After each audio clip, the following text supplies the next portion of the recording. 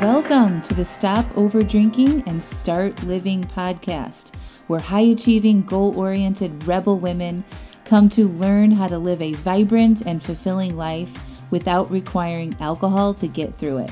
No labels, no judgments, no saying you'll never drink again. Just real proven methods to help you stop rebelling against yourself with alcohol so you can drink less and do more. I'm your host, Angela Mascenik. Let's dig in.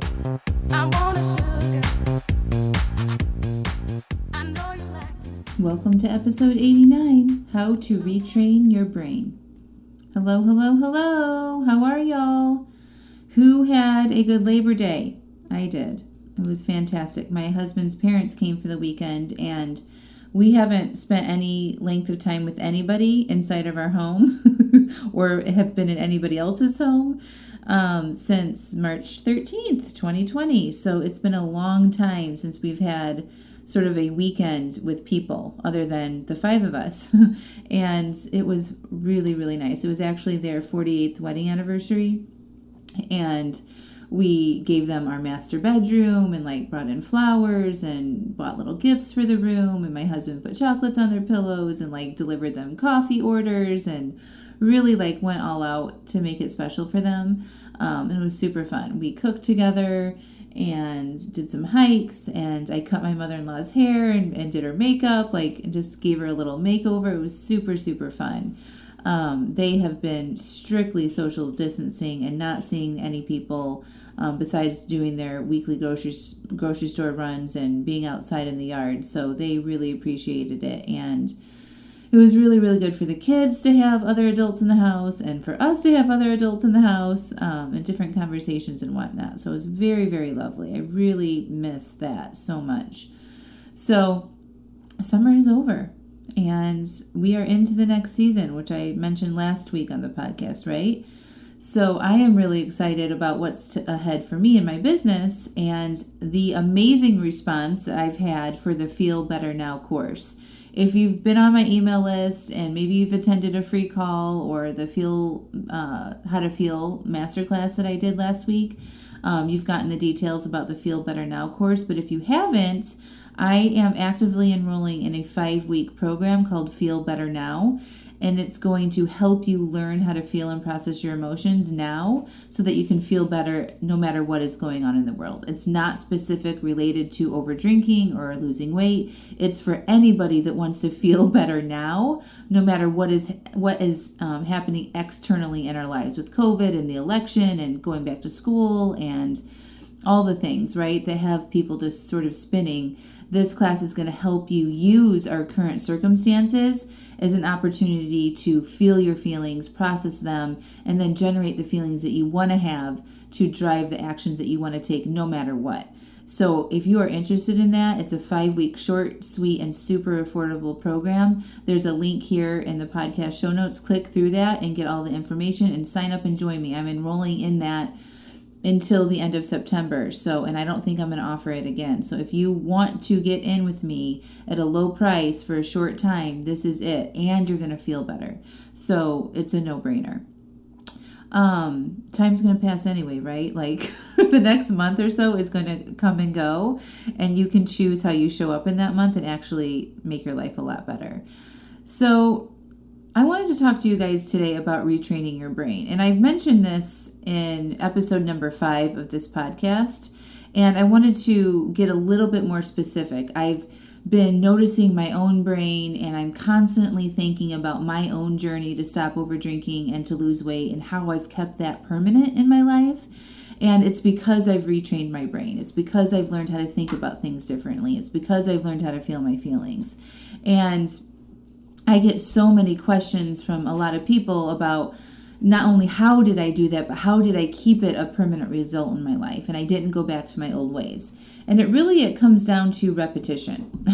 Repetition in a lot of different things. The first 2 things I'm going to talk about in this episode is repetition in learning how to feel my feelings, and then repetition in thinking new thoughts. So the first for me, by far, the first thing that I applied in making my changes for myself and interrupting that automatic process of pouring a glass of wine or grabbing a bowl of popcorn was learning how to feel. And I know you guys all get sick of hearing me say this, but listen, this was the skill that I developed first. I had to learn how to be uncomfortable. I had to learn how to feel those negative emotions and process them fully instead of reacting to them or trying to get rid of them, which is probably what I did more often, okay? And for me, this looked like breathing and processing and feeling instead of yelling at my husband or slamming a door or leaving the house or pouring a glass of wine, okay? This looked like having an urge to drink and breathing and allowing and processing instead of drinking. And this looked like going to a party and standing there not drinking and feeling awkward and processing that feeling.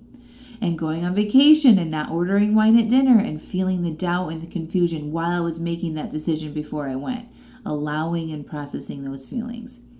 I practiced feeling uncomfortable every chance I could get. That was my number one goal. I searched out opportunities to feel uncomfortable on purpose. Really pay attention to me on that. I really feel like that practice, that repetition of choosing to feel discomfort on purpose is why I made this a permanent solution in my life. This is why I haven't gone back to drinking and overeating, okay? I was committed to allowing and processing all those feelings that in the past I couldn't tolerate. And that was the ticket to me making those changes permanent. Because when I did that, I interrupted the automatic response process that I had been on for 20 plus years, you guys. That is what interrupted my automatic brain, okay? In the past, before I learned that skill, I would just feel an urge to drink and then I would drink. If I felt angry, I would yell. If I felt frustrated, I might ruffle some papers around or stomp around the house or slam some cabinets, right? But this is how you make permanent changes. You have to do things over and over again to reprogram your brain that no, this is what we do when we feel this way now, not the automatic things. Just like I had trained my brain for 20 plus years that when I felt anxious, I'd drink. I taught my brain to seek alcohol when I felt anxious. I wasn't born that way. It was an automatic process that I created by repetition. I learned it by doing it over and over again, and then it became just what I do, right? When people say, oh, I think it's just a habit, well, it's because you've trained your brain to take that action over and over and over again until it becomes automatic and you don't think about it anymore, right? It's just like learning how to ride a bike. You try, and then you figure it out, and then it gets filed into the back of your brain, and then you don't have to think about it anymore. You just do it, right? It's the same process. We do the same things over and over again in response to our feelings. You do it so much that it becomes automatic. It's just what you do. Well, my badass, beautiful, smart, capable, and amazingly talented friends, the good news is that you can untrain these automatic responses you take from your feelings, okay? And you do it first by processing and feeling without reacting, and then eventually you'll do things differently, automatically. You guys following me around? So, like for me, when I get frustrated, the first thing I do now is I breathe and process and I allow and feel frustration, okay? And then I might go for a walk or I might journal or I might get some coaching. All of those things are actions. All of these actions are fueled by my frustration, but they are different than the actions that I took before. Now these actions actually help me. They don't hurt me.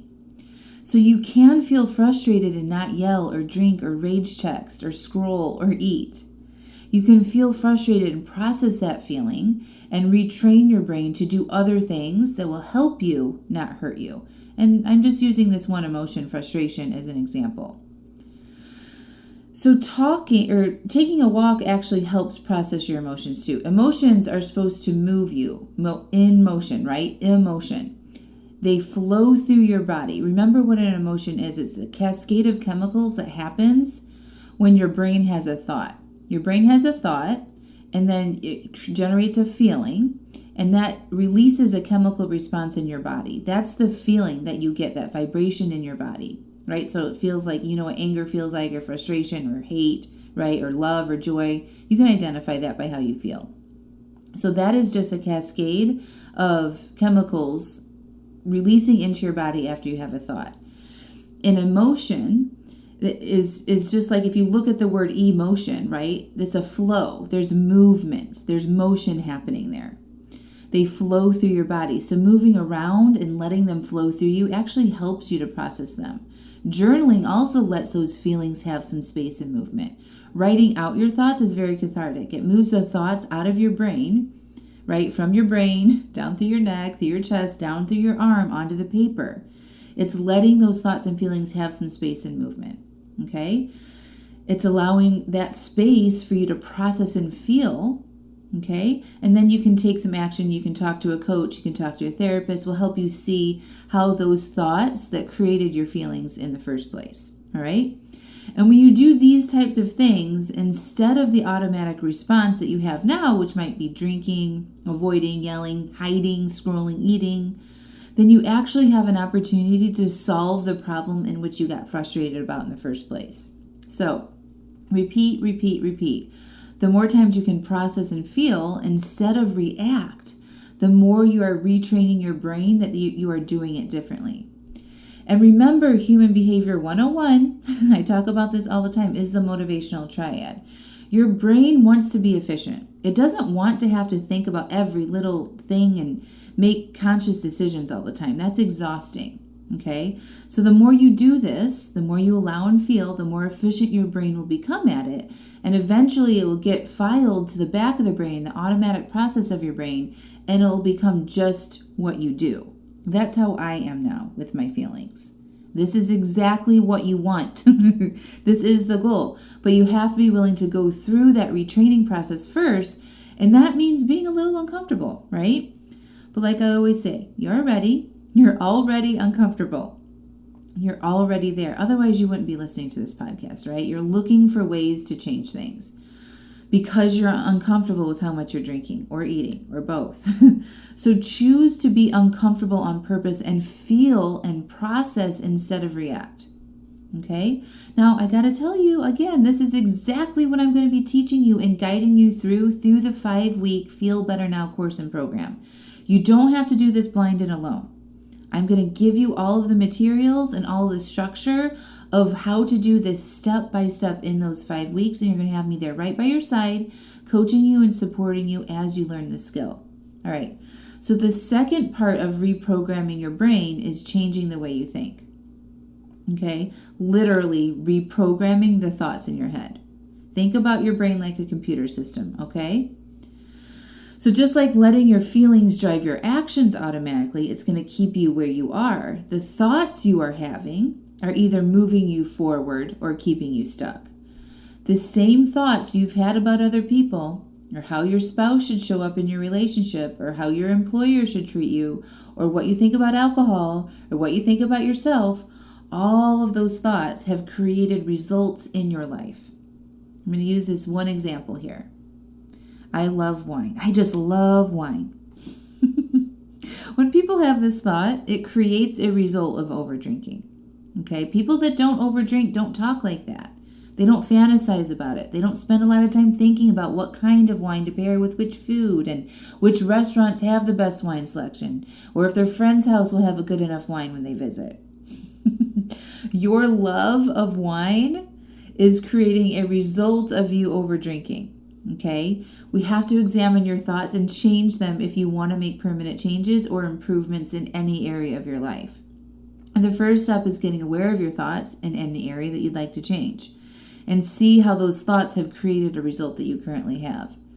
Sometimes, often times, it takes a coach to show you this. It's really hard to see ourselves sometimes because we believe our own stories as facts, but they aren't. They're just thoughts. I've talked to so many of you that would be like, I just love wine. That's just who I am. That is a thought that you are having. It's a belief that you have about yourself that is creating a result of you being somebody that overdrinks. Okay? So you want to uncover a thought that is holding you back, just like this wine example. I just love the taste of wine. And you want to intentionally start to think a different thought. Like, I enjoy wine occasionally, or I enjoy wine sometimes, or I like feeling clear-headed in the morning more than wine. And you practice thinking that new thought more than you think the old thought, Repetition, repetition, repetition. You write it out over and over again. And you think it intentionally. You don't allow those other thoughts to come into your brain, okay? So eventually, after practice and repeating this, eventually when somebody asks you, what do you think about wine? You say, yeah, I enjoy wine occasionally. Instead of, OMG, wine is my thing. Do you see the difference? Let's compare someone who was asked the same questions. All right, I'm going to give you two different thought patterns. So the question is, what are your thoughts about wine? First response, oh my God, I love wine. I got married in a winery. That's how much I love it. It's my hobby. I'm really good at pairing food with it. My favorite right now is this red blend from California. It's powerful, but not too overbearing. It's actually pretty smooth and rich and fruity with some oak. It's just perfect.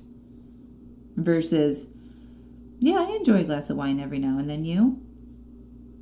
The person who has a simple thought about it, I guarantee you drinks less. Right? You want to start retraining your brain to think like somebody who doesn't overdrink. You guys following me here? So to wrap, to make these changes and to reprogram your brain, and if you want to make it permanent, you first need to feel and process and retrain your brain that you pause, breathe, and allow before you act. And then you choose new actions like journaling or walking or getting coaching that will help you, yourself and your goals, and do this over and over again until it becomes your automatic new process, okay? The second part is changing your thoughts by repeating, practicing over and over again, saying them out loud, journaling them, living them. And listen, I'm an expert at both, and it's exactly what we're doing in that Feel Better Now online program. So you better get on over there and sign up. The link to register for the class or the course is in the show notes, and the registration is going to close down at the end of September. So we can get everyone onboarded and all the materials sent before the course starts on October 4th. This is your chance to get in with me at a very low cost point and to apply some of the very basic foundational teachings of what I teach, and we start with our feelings. All right, my friends, I love you all so much. Oh, hey, on Friday, I am hosting a coffee chat. It's called Coffee Time with Angela at 2 p.m. Eastern Time. You have to RSVP. There's only room for 100 attendees on a Zoom link. So if you're interested in joining me for coffee on Friday, where you can ask me any question, anything goes, from relationships to over drinking to losing weight to, questions about my family, whatever, personal stuff, I'm open for it all. The link to register for the coffee chat with me on Friday, this coming Friday, is in the show notes. So get on over there and sign up. You have to RSVP to join me. And I'm looking forward to having coffee with you on Friday. It'll be great. All right, you guys. Talk to you soon. Bye.